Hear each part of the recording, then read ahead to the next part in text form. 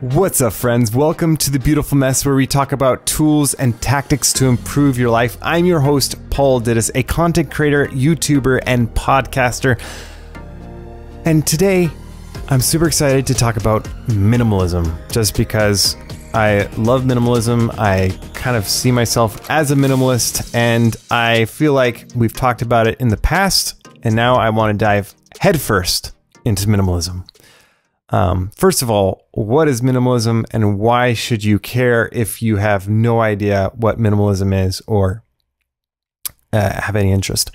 So minimalism to me is basically living life with less in order that you may focus on the things that truly matter. So getting rid of anything that kind of distracts from things that bring you true, joy, happiness, and like it's meaningful, it has depth, is not just superficial. And that can be different to different minimalists can live out minimalism in different ways. It doesn't mean that you have 3 spoons and 2 plates and 4 bowls. It means that you're living life intentionally with purpose, not simply just going with the trends or needing the latest gadget. In fact, one of the unique things that I see sometimes with some of the minimalists is that they sometimes wait before they upgrade their devices. Just a simple thing like technology, a lot of people, they get the latest phone as soon as it comes out. For some people, maybe that's their version of minimalism, is just, they're maybe a person that's very much involved in tech, and it's just part of their life is getting the latest tech. But I think for the most part, people don't need it. And, there's a big difference between a want and a need. And I think the world would be better off if people lived life a little bit simpler. And so that's my hope, is to try to be one of those people that lives a life a little bit simpler. And, in the messiness, it's not, things get crazy sometimes and you have to roll with the punches. But I do like simplifying things as much as I can. And so that's what we're going to dive into today, is kind of minimalism and being a minimalist and kind of the benefits of minimalist living. So right now, as you know, or maybe you don't know, welcome if you're new, but I'm in the midst of reading for this year. My goal is to read 40 books, and I just want to give you another update. I'm on I'm reading number 25. I'm the kind of person that starts a bunch of books. That some of them are guiltily staring at me right now, that I've just neglected. Are you that kind of person that picks up a book and, you start reading it? It's a great book, but you end up, picking up another book and not finishing that book that you started. I do it a lot more with hard, physical books than I do with audiobooks. I mean, I guess maybe it's a thing. It's just, you just see another book and you just start reading it. Got to get better about finishing some of those books. But currently, one of the audiobooks that I'm listening to, that hopefully I'll finish, is Things That Matter by Joshua Becker. This is a book that just came out. Joshua is actually, I think, doing a book tour pretty soon. I've been in contact with Joshua in the past. Great person. He runs this awesome blog called Becoming Minimalist. Hopefully someday we'll get Joshua on the podcast. I feel like he's definitely someone worth listening to and learning from. And so I'm 24% of the way into that. This is book number 25 of 40. And one of the biggest takeaways I've had so far from reading it, it's identifying distractions in your life and kind of figure out ways of reducing those so that you can live the life that you're meant to live.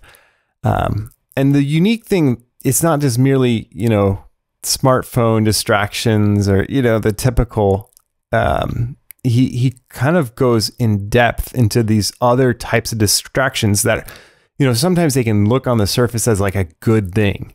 But ultimately it's just taking you away from your maybe your ultimate purpose, maybe those deeper things that are, kind of, they've been on your mind for a long time. Like, that you want to accomplish these things, but you just feel like, I don't have time. I'm never going to, get around to it. I don't know where to start. And so you end up, putting these other things in front of that, even though they're good things. You end up putting those in front of that. So, you end up pushing aside the more important things. And, your youth, or, your time of life now, wherever you are in life, is a great time to start working towards like those big things that you have a desire to do, whether that's writing a book, recording a music album, whatever it is for you, making a blog, making a YouTube channel, podcast, you name it. But you just have to realize that if you don't start making steps towards that, how are you going to end up doing it? This is like, you got to make steps. And one of the biggest ways to get closer to that is to reduce the distractions. And, that could be like your fears are getting in the way. They're distracting you from this thing that you've had on your mind. Maybe it's, things that are pulling your attention and time. You're volunteering maybe, which is, a great thing, but ultimately you're never going to contribute maybe this bigger work that you had to give to, because, if you never start, you can't get upset about the work that you never did.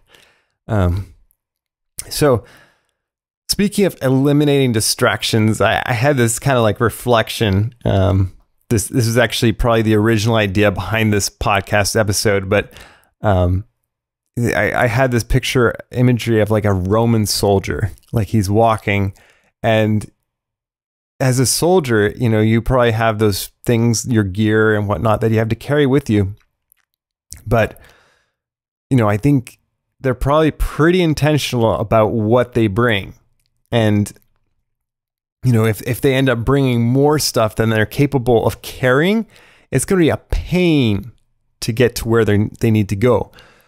So just like a soldier needing to get to his destination or be ready to go into battle at any time, you need to, take the things that are going to help you succeed in whatever it is. But then you got to just leave behind the rest. You just got to like lighten the load, because I was thinking about it. I was like, we all have these backpacks that we carry around. Some of them real, some of them just, in an idea, like you carry around all this baggage, so to speak. And sometimes it's good to look in your backpack and see what it is that you're bringing with you, and make sure it's stuff that is bringing you value and isn't weighing you down. So that's kind of the big picture of what we're doing today. Is kind of diving into ways that you can kind of live a minimalist lifestyle, that you can reduce the weight in your backpack so that you can focus on these things that are going to help you achieve those goals that you've had in mind for a while now, but haven't made the steps. So that's my encouragement. And just get started on these messy, like the beautiful mess. Here we go. So the first thing off, the technology that you use. Just take a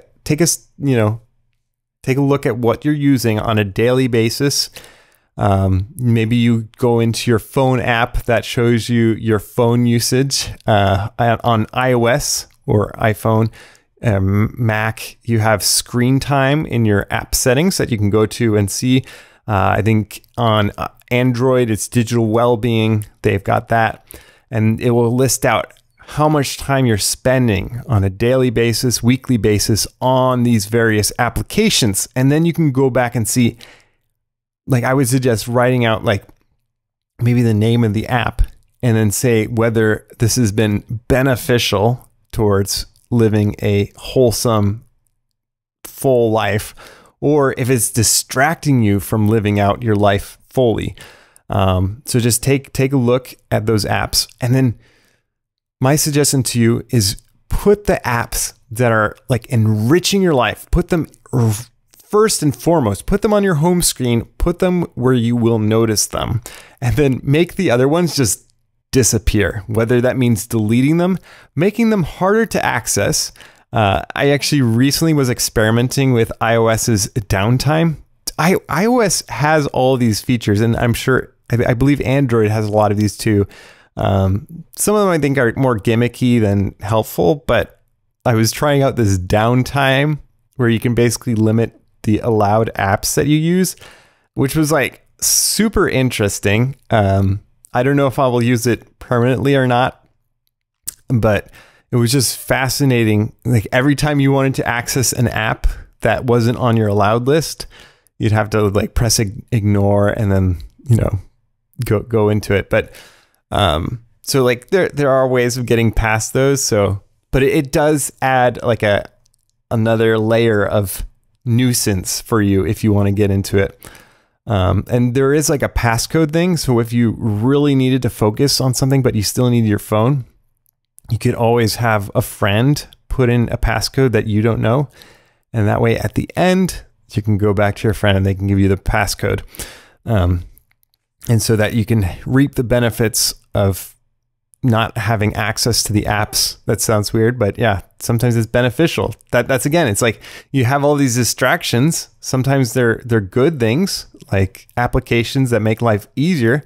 However, when they distract you from that important thing, let's say you're writing an article and you have your phone right by you and it keeps buzzing every time that you sit down to write, every distraction is going to take you away from that work, and it's going to take a long time for you to get back into the flow of things. I think they say for every distraction, it takes about 23 minutes to get back into focus after every single distraction. So you add that up. If you have multiple distractions, it's going to take a long time to get back into focus. So take a look at those apps that are energy producing and those that are energy killing. So for me personally, I like my the app that I use for CrossFit. It's great. It's for just like signing up for class, seeing what workouts coming out, kind of looking at some of the stats that different records and stuff like that. And then also any audiobook apps, I like those. Maybe a weather app. I'm trying to think of some of the other ones that I've got. I guess I could pull it up here so I could tell you. Let's see here. So yeah, I've got like a budget app, note-taking apps, Spotify. Yeah, so like notes apps, basically budgeting, reading kind of apps, weather, kind of basic things that aren't necessarily distraction type of apps. And then you have kind of, obviously I don't want to make, for example, Facebook, Instagram, although I use those a lot for work and for connecting with people. I like to hide those away because those will be the ones that, if you start mindlessly going on it, you're going to lose a lot of time and get distracted. So finding ways to make those a little bit harder to access, again, it's going back to the atomic habits idea of making those habits that you want to encourage easy and visible and rewarded. And then for the opposite habits that you're trying to break or avoid, you want to make them invisible. You want to make them hard to do, and you want to make them punishable. So finding ways, simple ways to do that, like putting them away on your phone or deleting them completely, are good ways of doing that. So that's one way. And then actually your backpack, whether that's your purse, your backpack, the things that you carry on a day-to-day basis. Evaluate that.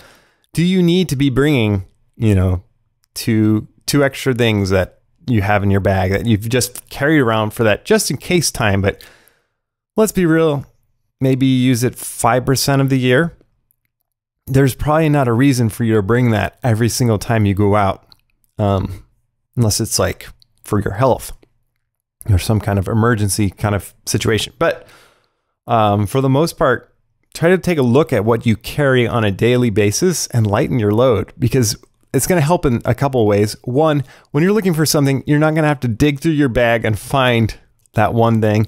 And then two, it's going to lighten your load, literally. Like, you're not going to have to carry around this extra junk in your backpack. So highly recommend taking a look at your backpack and assessing whether you need to be carrying around all the stuff that you're carrying. And then wardrobe. So I'm sure you've had it where like your clothes start just multiplying, and then you also have those clothes that you just avoid in your drawer, or maybe they're hanging up in your closet and you just don't really pay attention to them. Just get rid of them. What are you doing? Like, just waiting for them to like come back to life or something? Or like, yeah, just donate them, or yeah, somehow just give them to someone else or something, because you don't need them to just stare at you every single time and just say like, hey, I'm here. You don't use me ever, but I'm here for you if you ever need me.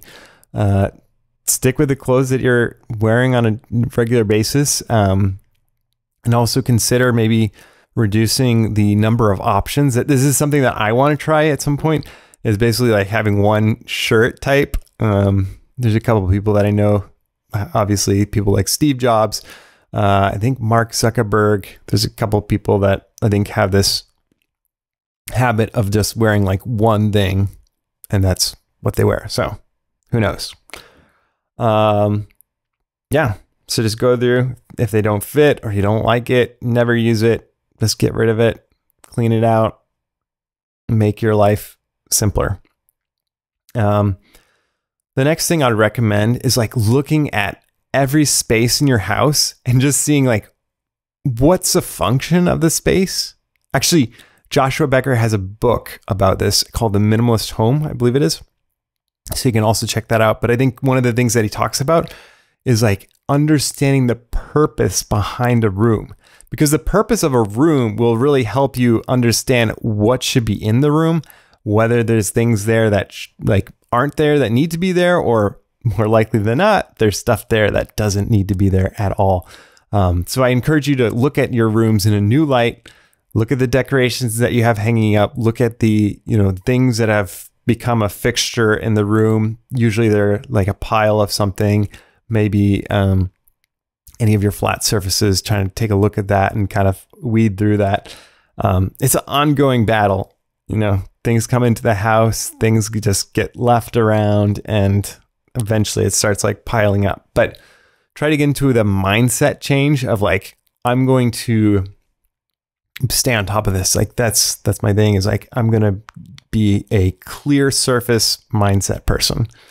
That's who I am, and that's what I like to do.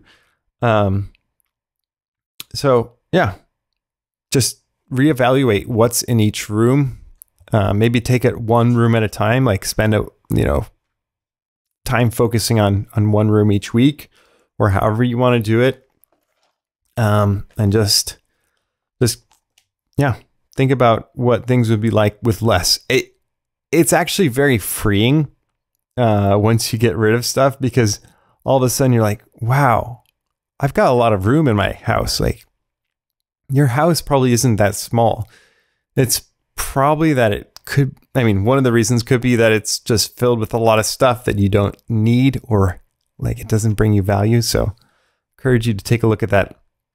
And this is a fun one. Take a look at your fridge. I know that this is one that I'm hoping to get more on top of, but there are some stuff sometimes when you like open your fridge and one, it's just disorganized. Like, you got stuff everywhere. You got like these things that maybe are left over. Maybe there's something in the back that's turning green that shouldn't be green. That's a good sign that your fridge is in need of some TLC. So minimize your fridge. Just go through it. Get rid of anything that's you're not going to eat in a while.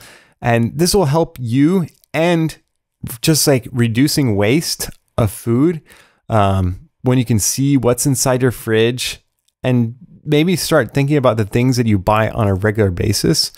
Maybe do some meal planning to kind of help you understand what you need to buy on a weekly basis, the things that you don't end up using. Like if you start notating like, oh, I never eat those bananas that we get. In my family, those bananas just go like, we'll get them for like a day or 2 or 3. Like we'll get 2 bunches and they're just like gone. I'm just like, where'd the bananas go? So yeah, just depends on what you like to eat and what your house is filled with. But consider the things that you can reduce in your fridge to make it easier for you to access. And this is another tip, is make the things that are going to help you make healthy choices as front and center. Again, it's like making visible the things that are going to help you make good habits easy. So make that front and center, and then make the stuff that's more junk food hard to access. There's nothing wrong with the cheat day here and there. The Rock, Dwayne Johnson is famous for his cheat day, where he eats like, some delicious French toast or some various things. But yeah, highly recommend just kind of simplifying your fridge. And kind of the final thing that I'll talk about is creating systems and like putting you in the right mindset to kind of always have you just like working towards putting these into place, and so that you have less of a decision fatigue every time you have to decide like, what am I doing? So one example of that is like, again, the flat surface mindset. Just that's like, I'm going to keep the surfaces flat. I'm someone who does that because when they're flat, I have a lot more sense of peace. I'm less anxious. Know your why behind the reason that you're doing these things. And another great one, this is a tip, I think, from the Minimalist Mom on organizing paper. So this is a great one for anyone that's dealing with paper piles that are stacked real high.